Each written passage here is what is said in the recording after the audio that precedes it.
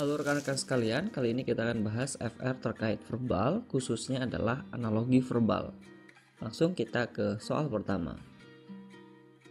Di sini ada keris, Jawa, dan kita harus memilih hubungan yang tepat untuk pilihan jawabannya. Nah, kira-kira yang mana ya? Keris berhubungan dengan apa kalau misalkan dikaitkan dengan Jawa?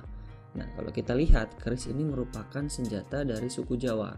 Dan kalau kita lihat posisinya, ini adalah alatnya, yang di sini adalah daerahnya. Jadi kalau kita lihat dari segi daerahnya saja, nama daerah, kita lihat bahwa yang betul adalah baru A, yang C, ya, baru yang A dan C. Selanjutnya kita lihat apakah badik berasal dari Bali, ya, dan apakah kujang berasal dari Sunda. Nah, jawaban tepat di sini adalah kujang berasal dari Sunda, ya. Karena badik sendiri merupakan pisau, ya, atau alat atau senjata yang khas dari suku Bugis di Makassar. Begitu kira-kira. Jadi yang paling tepat di sini adalah kujang dari Sunda. Oke. Selanjutnya soal 2. Becak, kendaraan. Nah, kira-kira apa hubungannya? Kalau kita lihat hubungannya di sini, becak merupakan bagian dari kendaraan atau termasuk dalam jenis kendaraan. Nah, kita lihat dulu jawaban yang tepat kira-kira apa. Apakah A, gadis orang, gadis bagian dari orang. B, bengawan, sungai. C, guru murid. D, baja belati. Ataukah E, kapal perahu. Kalau kita lihat yang tepat di sini, itu jawabannya adalah A, yaitu gadis orang. Kalau kita lihat hubungan antara becak dan kendaraan itu adalah bagian ke menyeluruh, ya. Jadi becak merupakan bagian dari kendaraan, sedangkan gadis merupakan bagian atau anggota dari orang. Itu kira-kira. Next, kita ke soal ketiga. Diagonal segi 4, apa artinya ya? Kira-kira. Dan di sini pilihannya ada A, persegi panjang lebar, B, segitiga sudut, C, bujur sangkar luas, D, trapesium jajaran genjang, dan yang E, diameter lingkaran.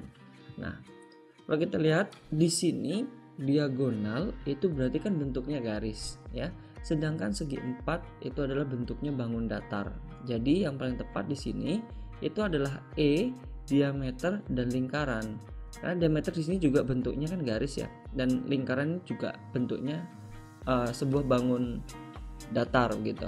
Dan kalau dikaitkan lagi, diagonal itu membagi dua, ya, membagi dua si segi 4-nya, dan diameter itu juga membagi dua si lingkaran gitu.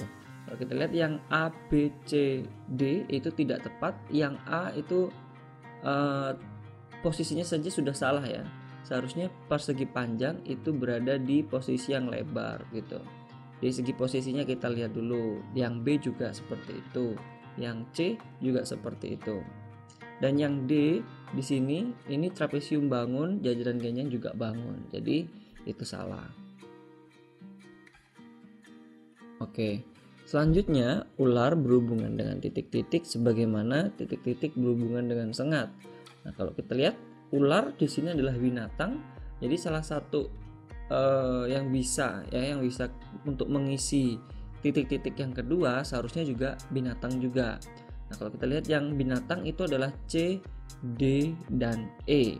Kalau kita sambungkan, misalkan kita pilih yang E, ya, ular berhubungan dengan bisa, nyamuk berhubungan dengan sengat. Apakah nyamuk memiliki sengat? Tidak, ya. Dan yang D, ular berhubungan dengan telur, sebagaimana lebah berhubungan dengan sengat. Mungkin sudah tepat kalau misalkan lebah berhubungan dengan sengat, tapi ular hubungannya dengan telur dan kita kaitkan dengan lebah dan sengat mungkin agak sulit. Hubungannya apa gitu, ya.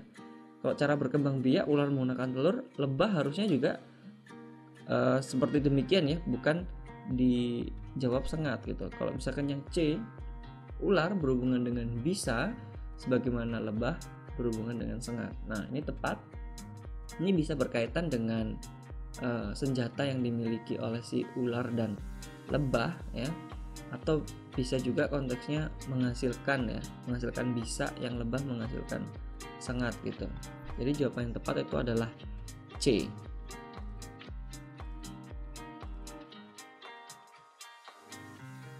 Oke, nomor 5. Gurindam berhubungan dengan titik-titik sebagaimana titik-titik berhubungan dengan puisi baru.